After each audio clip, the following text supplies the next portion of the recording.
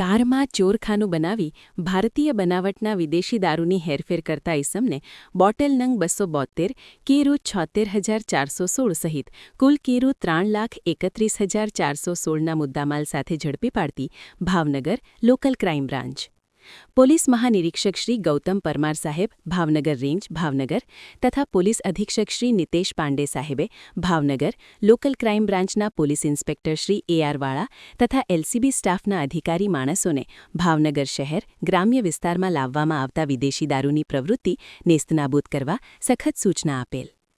તારીખ 18/2/2026ના રોજ Bhavnagar LCB police સ્ટાફના માણસો ભાવનગર શહેર વિસ્તારમાં પેટ્રોલિંગમાં હતા તે દરમિયાન બાતમી મળેલ કે મરૂન કલરની હોન્ડા સિટી કાર આગળ પાછળ રજિસ્ટર નંબર JJ01 RC 4798માં પાછળની સીટની નીચેના ભાગે ચોરખાના બનાવી તેમાં ભારતીય બનાવટના પરપ્રાંત ઇંગ્લિશ દારૂનો જથ્થો ભરીને કેબલ સ્ટેટ બ્રિજથી ભાવનગર શહેરમાં પ્રવેશવાના છે જે બાતમી આધારે ભાવનગર કેબલ સ્ટેટ બ્રિજ પાસે મોડેસ્ટ કંપની સામે રોડ ઉપર વોચમાં રહેતા નીચે મુજબના માણસ કારની પાછળની સીટની પાછળના ભાગે બનાવેલ ચોરખાનામાં નીચે મુજબના ભારતીય બનાવટના વિદેશી દારૂ ફોર સેલ ઇન મધ્યપ્રદેશ લખેલ પ્લાસ્ટિકની કંપની સેલપેક બોટલો સાથે હાજર મળી આવેલ